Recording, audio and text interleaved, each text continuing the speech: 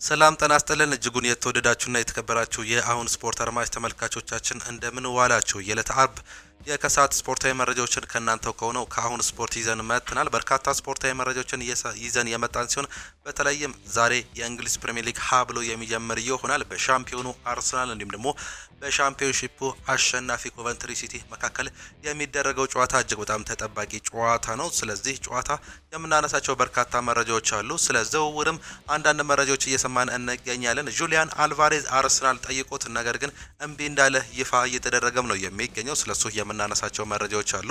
በአሁኑ ሰዓት ላይ እንግዲህ በተለይም ማንቸስተር ዩናይትድ ተስማምቷል ስለተባለው ካርሎስ ባሊባ የምናነሳቸው መረጃዎችም አሉ።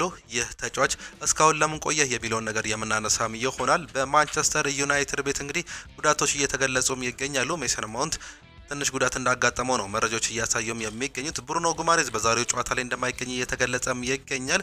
ሳቪኒዮ ወደ ቶተናም መሄዱ እየተገለጸ ሲሆን ኦማር ማርሙሽ እሱን ተከትሎ ሊሄድ የሚችልበት እድል እጅግ በጣም እየሰፋ እንደሚገኝ ነው መረጃዎች እያሳዩ የሚገኙት። እነዚህንና ሌሎች በርካታ ስፖርታዊ መረጃዎችን ከእናንተው ከሆነው ከአሁን ስፖርት ይዘን መጥተናል። እስከ መጨረሻው ድረስ አብራችሁን ቆዩ። እኛ ቀጥታ ወደ ፕሮግራሞቻችን እንለፍ።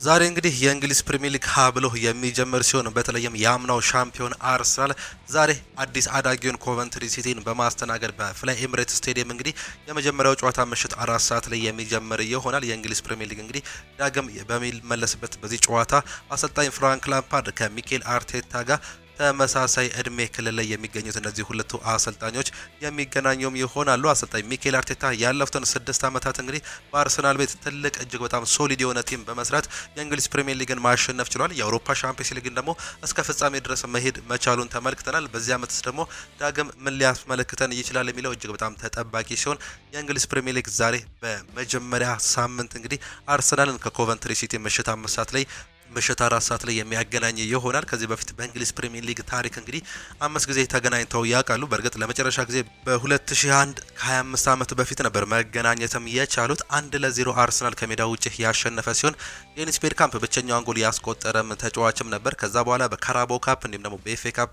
ተገናኝተውም ያውቃሉ። በኤምሬትስ ስቴዲየም ሁለቱንም ጨዋታ አርሰናል ማሸነፉ ታሪክ የሚያወሳን ይሆናል። ከዚህ በፊት እንግዲህ በተለይም በእንግሊዝ ፕሪሚየር ሊግ ሀ ብሎ ሲጀምር ከዚህ በፊት በ1989 አካባቢ ላይ እንግዲህ የእንግሊዝ ፕሪሚየር ሊግ ሲጀምር ሀ ብሎ ከጀመሩ ወይም ደግሞ ፕሪሚየር ሊጉን ካስጀመሩ ክለቦች መካከል ሁለቱ የሚጠቀሱም ናቸው። ኮቨንትሪ ሲቲ እንግዲህ ላለፉት በርካታ ዓመታት ወደ እንግሊዝ ፕሪሚየር ሊግ ማደግ አልቻለም ነበር። ነገር ግን አሰልጣኝ ፍራንክ ላምፓርድ እንግዲህ ቲሙን ከያዘው በኋላ እጅግ በጣም ልዩ ካደረገው በኋላ ዋንጫ አሸንፎ ወደ ፕሪሚየር ሊግ እንዲያልፍም መንስኤም ሆኗል። ካለፈ በኋላስ በዚህ ዓመት ምን ያስመለክተናል? እጅግ በጣም የሚጠበቅም ነው የሚሆነው። በአርሰናል በኩል በዛሬው ጨዋታ ላይ እንግዲህ የማይገኙ ተጫዋቾች እንዳሉ እየተገለጸም ይገኛል። ጁሊያን ቲምበር እንዲሁም ዊሊያም ሳሊባ ሁለቱ የተከላካይ ስፍራ ተጫዋቾች መች እንደሚመለሱ የማይታወቅ ሲሆን አዲሱ ፈራሚ ብሩኖ ጉማሬዝ ትንሽ ጉዳት እንዳጋጠመውና ከዛሬው ጨዋታ ውጪ መሆኑ መረጃዎች እያሳዩ ይገኛሉ። ክርስቶስ ዞሪስ የመጀመሪያ የእንግሊዝ ፕሪሚየር ሊግ ጨዋታውን ዛሬ በቋሚነት አሰላለፍ ውስጥ ገብቶ ይጀምራል ተብሎ እንደሚጠበቅ መረጃዎች እያሳዩንም ነው የሚገኙት። አሰልጣኝ ሚኬል አርቴታ እንዲሁም ደግሞ ተጫዋቾቹ ይህንንም ዋንጫ ዳግም እናነሳለን ሲሉ እየገለጹም ይገኛሉ። በ2027ም ይህን ዋንጫ ያሳኩ ይሆን የሚጠበቅም ነው የሚሆነው። ረጅም ጉዞ የሚደረግበት የእንግሊዝ ፕሪሚየር ሊግ 38 ሳምንቶች እንግዲህ በቀጣይ የምንመለከት ሲሆን ዛሬ አንድ ብሎም የሚጀምርም ይሆናል። ምሽት 4 ሰዓት ላይ አርሰናል ከኮቨንትሪ ሲቲ ማን ያሸንፋል? ቅድሚያ ግምታችሁን ኮመንት ቦክስ ላይ ልታጋሩን ትችላላችሁ። ሌላኛው በስፔን ላ ሊጋ የሚደረግ ጨዋታም አለ። ሪያል ቤቲስ ከሪያል ሶሲዳድ ጋር የሚያደርጉት እጅግ በጣም ተጠባቂ ጨዋታም ነው የሚጠበቀው። በፈረንሳይ ሊጓን እንዲሁ ዛሬ ጅማሮን የሚያደርግ ሲሆን ኦሎምፒክ ማርሴይ ከስትራስቡርግ ጋር የሚያደርጉት የዛሬ ተጠባቂ መርሃ ግብሮችም ናቸው። እነዚህን ጨዋታዎች እንድታዩ እየጋበዝን እኛ ቀጥታ ወደ ሌሎች ፕሮግራሞቻችን እንለፍ።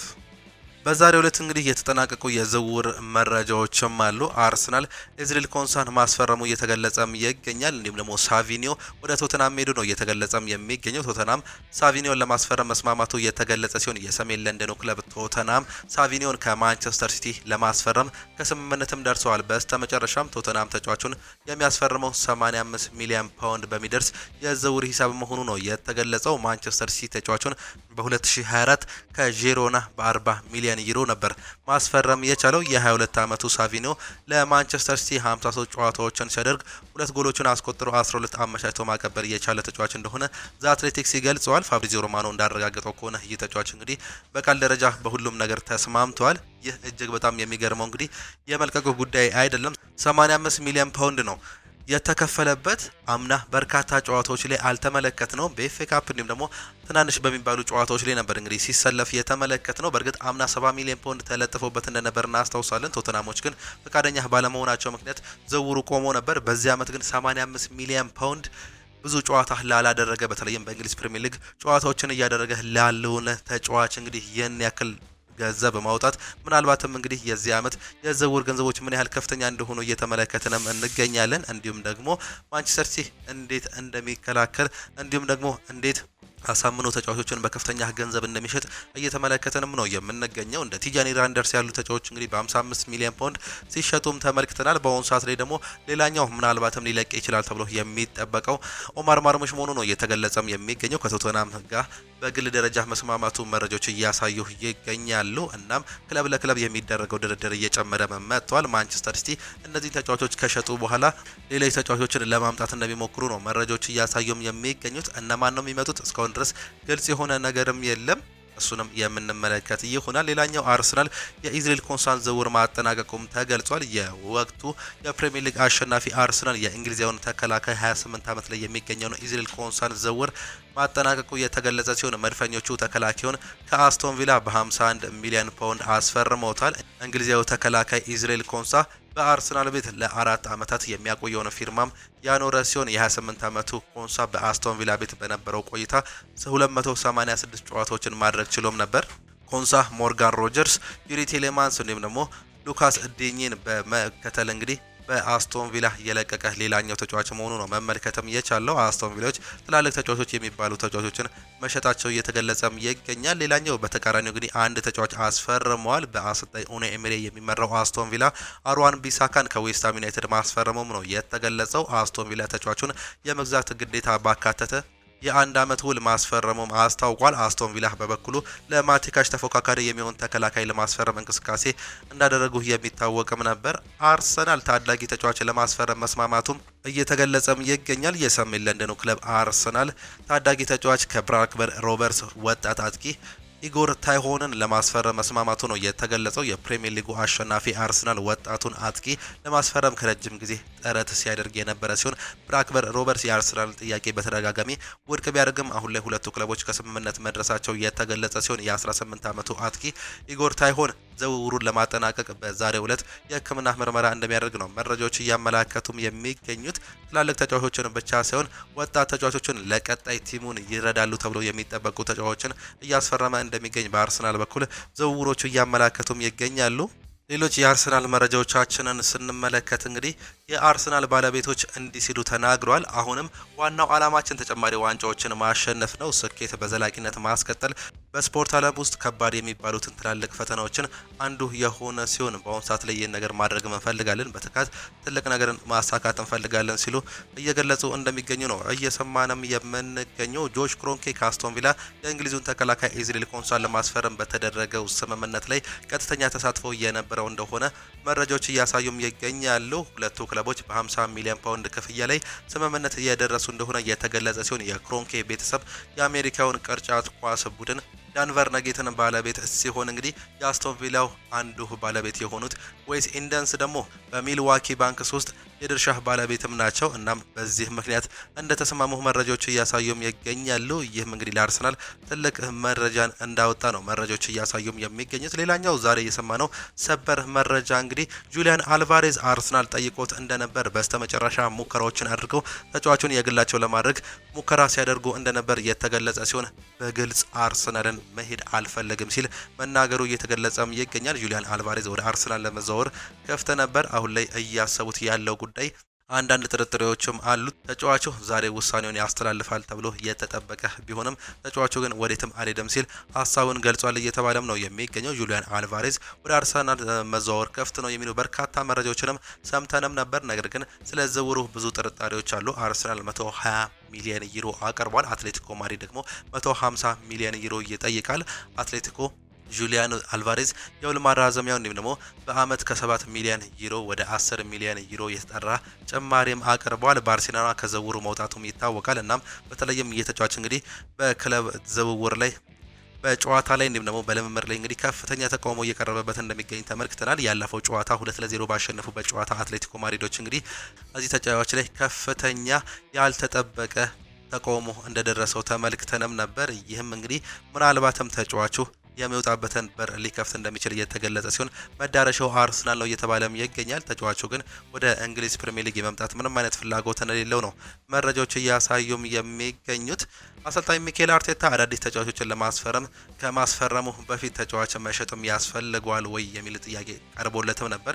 ይህም ቢሆን በስፓየርታዊ ስኬቶች ላይ የተመሰረተ ነው ሲሉም ይናገራሉ። በአውሮፓ ውስጥ በሴት በሜዳ ላይ ብቃት እንዲሁም በገቢ እድገት ደረጃ አርሰናል ያለ ፈጣን እድገት ያስመዘገበ ምንም አይነት ክለብም የለም። ይህ ደግሞ እጅግ በጣም ትልቅ ስኬት ነው ሲሉም ይናገራሉ። ምናልባትም ሌሎች ክለቦች ተጫዋችን መሸጥን ይኖርባቸው ይሆናል። እኛ ግን የክለብ አቅም እንዲሁም ደግሞ የብቃት ደረጃ በከፍተኛ ሁኔታ ለማሳደግ ያለመ አካሄድን መርጠናል። እናም አሁንም ቢሆን የምንሸጣቸው ተጫዋቾች እንዲሁም ደግሞ የምናመጣቸው ተጫዋቾች ቲሙን እጅግ በጣም ከፍ ለማድረግ የሚጠቅሙ መሆን አለባቸው ሲሉ ነው እየገለጹም የሚገኙት።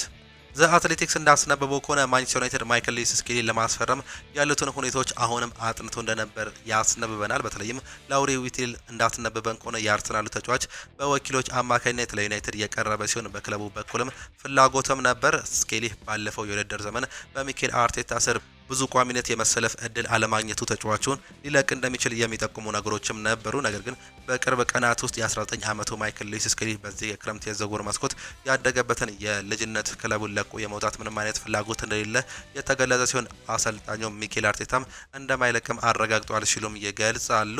ሌላኛው ሳቪኒዮ በማንቸስተር ሲቲ 53 ጨዋታዎች አድርጎ በ85 ሚሊዮን ፓውንድ መሸጡ ይታወቃል። በአሁኑ ሰዓት ላይ ኢታን ንዋኔሪ በአርሰናል ቤት ምን ያህል ገንዘብ አውጥቶ ይሸጣል የሚለው እንግዲህ እየተጠየቀም ነው የሚገኘው። ይህ ተጫዋች በተለይም በዚህ የክረምት የዝውውር መስኮት የመውጣት እድሉ እጅግ በጣም ሰፊ ነው። በአርሰናል ቤት ቢቆይ የመጫወት እድሉ እጅግ በጣም የጨዋታ ደቂቃዎች የሚያጥርበት በመሆኑ ምክንያት እንግዲህ ይለቃል ተብሎ እየተገለጸም ነው የሚገኘው። በአርሰናል ቤት እየሰማንም የምንገኘው እናም ይህ ተጫዋች ስንት ያወጣል የሚለው ነገር እስካሁን በአርሰናል ቤት ያልተተመነ ተጫዋች እንደሆነ መረጃዎችም ያሳያሉ። አርሰናል አሁንም እንግዲህ በተለይም የክንፍ አጥቂ እንዲሁም ደግሞ ጨራሽ ስትራይከር የሚባል ተጫዋቾች እንደሚፈልጉ ነው መረጃዎች እያሳዩም የሚገኙት። በሚቀሩት 10 ቀናት ውስጥ እንግዲህ እንደዚህ አይነት ተጫዋች ለማስፈረም ብዙ ሙከራዎችን ያደርጋሉ ተብሎ ይጠበቃል። ቅድም እንደነገርናችሁ እንግዲህ አርሰናሎች አሁንም ቢሆን የጁሊያን አልቫሬዝን ጉዳይ እየተውትም አይገኝም። እናም ይህን ነገር ለመጨረስም ይሞክራሉ። ካልሆነ ግን ሌሎች ተጫዋቾችን ለማምጣት እንደሚሞክሩ ነው እየተገለጸ የሚገኘው። የኬንያን ይልዲዝ ጉዳይ ዳግም የሚነሳም ጉዳይ ነው። ስለዚህ ተጫዋች እንግዲህ ተደጋጋሚ ጥያቄዎችን እያቀረቡ እንደሚገኙ ነው መረጃዎች እያመላከቱም የሚገኙት። እናም በዛ ቦታ ላይ ትክክለኛ ተጫዋች የሚመጣ ከሆነ ዘ ጋርዲያን እንደሚያስነብበው ከሆነ ጋብሪኤል ማርቲኔሊ በአርሰናል ሊቆይ የሚችልበት እድል እንዳለ አሁንም እያስነበበም ይገኛል። አርሰናል በዚህ የዝውውር መስኮት ከሚፈልጋቸው አጥቂዎች አንዱ ማስፈረም ካልቻለ ጋብሪኤል ማርቲኔሊ ለመሸጥ የነበረውን እቅድ እየሰረዛለም ነው እየተባለም የሚገኘው። ይህ ተጫዋች እንግዲህ የመሸጥ እድል ነበረው። በተለይም በዛ ቦታ ላይ ትክክለኛ ሁለተኛ ፈራሚ የሚያገኘው ከሆነ እንደሚሸጥ ተገልጾም ነበር። በአሁኑ ሰዓት ላይ ግን ይህ ተጫዋች የመቆየት እድሉ እየሰፋም ይገኛል። ሚኬል አርቴታ ማርቲን ዙቢሜንዲ አርሰናልን እንደማይለቅ አረጋግጧል። እሱ ለኛ በጣም አስፈላጊው ተጫዋች ነው ሲሉም ነበር የገለጹት። ያለምንም ጥርጥር ባለፈው የውድድር ዓመት ለአርሰናል ከምርጥ ተጫዋቾቻችን አንዱም ነበር። እሱ ባይኖር ኖሮ ባለፉት ጥቂት ሳምንታት ውስጥ ወደ ነበርንበት ቦታ በፍጹም አንደርስም ነበር። በእንግሊዝ ፕሪሚየር ሊግም ዋንጫ የማንሳታችን ነገር ያጠራጠር ነበር ሲሉ ነው የገለጹት። እናም በአሁኑ ሰዓት ላይ በተለይም ሌሎች በርካታ ክለቦች ሲፈልጓቸው የነበሯቸው እንደ ቼልሲና ሪያል ማድሪድ ያሉ ክለቦች ቢፈልጉትም እንግዲህ በስተመጨረሻም ግን እንደሚቆይም ነው ያረጋገጡት። እኔ ሚኬል አርቴታ ነኝ የሻምፒዮኑ አሰልጣኝ ነኝ ሲልም አርቴታ የተናገረ ሲሆን ይህንንም ለመድገምም እሞክራለሁ እናም በዚህ ዓመት ይህን ነገር አሳካለሁ ሲሉ ነው እየገለጹም የሚገኙት።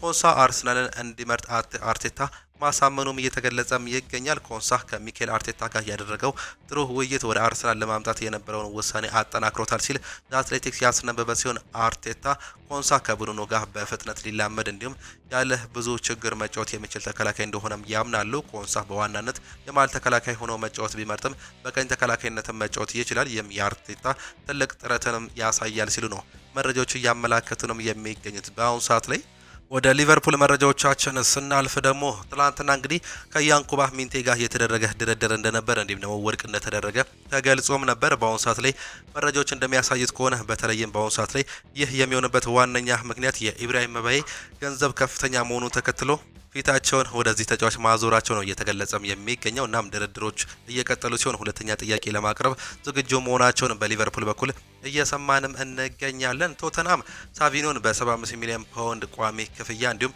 10 ሚሊዮን ፓውንድ ተጨማሪ ክፍያ ከስምምነት እየደረሰ ሲሆን ይህ ዝውውር ምናልባትም የኮዲ ጋክፖን ዝውውር ሊያቆየው እንደሚችል ነው መረጃዎች እያሳዩም የሚገኙት። ኮዲ ጋክፖ ከዚህ በፊት እንግዲህ ወደ ቶተንሃም የመሄድ እድል እንዳለው በግልጽ ተቀምጦ እንደነበር እናስታውሳለን። እናም ሌሎች ተጫዋቾችን እየተመለከቱ እንደሚገኙም ተገልጿል።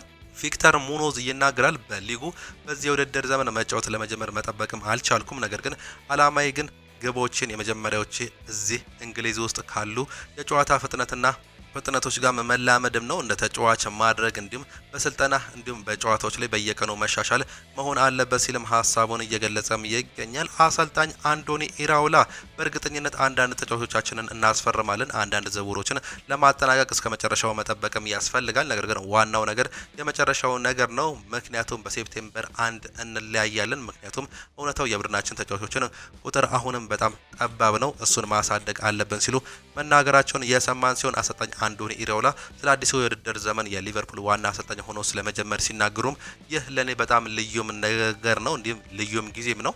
ለአዲስ የውድድር ዘመን የሊቨርፑል ዋና አሰልጣኝ ሆኔ አንፊልድ ስገባ ትልቅ ኃላፊነትም ይሰማኛል፣ ነገር ግን ከዚያ ጋር ትልቅ ደስታም አለ ሲልም የገለጹ ሲሆን እዚህ ያሉት መስፈርቶች በዓለም እግር ኳስ ከፍተኛዎቹም ናቸው። ደጋፊዎችም በየቀኑ ጥንካሬን እንዲሁም ድፍረትንና አንድነትን ይጠይቃሉ ሲሉም ነው የተናገሩት። ሲቀጥሉም እንግዲህ የክለብ ምን እንደሚወክልም አውቃለሁ፣ በከፍተኛ ትኩረት እንሰራለን፣ በጨዋታ አቀራረባችንን ጠንከር ያለ እንዲሁም አጥቂ እንሆናለን፣ ለእያንዳንዱ ነጥብም እንታገላለን። በቡድኑ ዝግጁ ነው። የቡድኑ አሰልጣኞችም ሁሉም ዝግጁም ናቸው። እኔም ዝግጁ ነኝ። ይህ ጉዞ አብረን እንደምንጀምር ደጋፊዎችን ለማስደሰትም እንሞክራለን ሲሉ የገለጹ ሲሆን ስለ ቡድኑ አደረጃጀትና የጨዋታ ፍልስፍናም ተናግረውም ነበር። እኔ አደገኛ የሆነ አጨዋወትን አልፈልግም። ከማዝናናት ይልቅ ጥሩ ቡድን ገንብቼ ማሸነፍን እመርጣለሁ። ቡድኖቼ ሁልጊዜም በጥሩ ሁኔታ የተደራጀውም ይሆናሉ። ሰዎች ስለ ትርምስ ብዙ ያወራሉ። ለእኔ ግን በሁሉም ነገር ድርጅትና ግልጽ አላማም አለ። እያንዳንዱ ተጫዋቾች ራሳቸው ምን ማድረግ እንዳለበት የቡድኑ አጋሮችም ምን ማድረግ እንዳለባቸው እንዲያውቁ መፈልጋለሁ ሲልም ነው የሚናገረው። የምንፈልገውን የመጨረሻ ደረጃም ይህ ነው። እኔ ጣልቃ መግባት ሲያስፈልገኝ እያንዳንዱ ተጫዋች በሜዳ ላይ የሚፈጥሩ ሁኔታዎችን በራሱ መፍታት እንዲችልም ሲሉ ይናገራሉ። አንዶኒ ኢራውላ በፍሎሪያን ቪርትዝ ላይም ሲናገሩ አንዳንድ ጊዜ ወደ ኳሱ በጣም ይስባል፣ እናም ጨዋታውን በሚገባም ይረዳል፣ ትክክለኛ ጥያቄዎችንም ይጠይቃል፣ እግር ኳስን ይወዳል፣ የጨዋታ ስልቱንም ይወዳል ብዬም አስባለሁ። ስለዚህ በአሰልጣኝነት ለመስራት ቀላል የሆነ ነገርም ይመስለኛል። እናም አመሰግናለሁ ስለሱም ነው ሲሉም የተሰሙት አሰልጣኝ አንዶኒ ኢራውላ ተጫዋቾች ለመማርና ለመለወጥ ያላቸውን ፍላጎቶችም ሲገልጹ ተጫዋቾች ቀደም ሲል ሲያደርጉት ከነበረው አንዳንድ ነገር ለመለወጥ ዝግጁ መሆንም አለባቸው። እነሱም ለመለወጥ አዳዲስ ነገሮችን ለመማር በጣም ዝግጁም ናቸው። ወዲያውኑ ሁሉም ነገር በትክክል እያደረጉ አይደለም፣ ነገር ግን ለምን የሚለው ቃል ማወቅም ያስፈልጋል። ትክክለኛ ጥያቄዎችንም ይጠይቃሉ። እርስ በርሳቸው ሲከራከሩም አያለው። ሁልጊዜ ጥሩ ነገርም አያለው። አስተሳሰባቸው እሺ ነው። ሁሉ ነገር ለመስራት እንዲሁም ለውጦችን ለማድረግም ይሞክራሉ ሲሉም ነው እየተገለጸም የሚገኘው። ከአሌክሲስ ጋር ዋናው ነገር ለጨዋታ ዝግጁ ሆኖ እንዲገኝ ማድረግ ነው ሲሉ ስለ አሌክሳንደር አይዛክ እንዲሁም አሌክሲስ ማካሊስተር ይናገራሉ።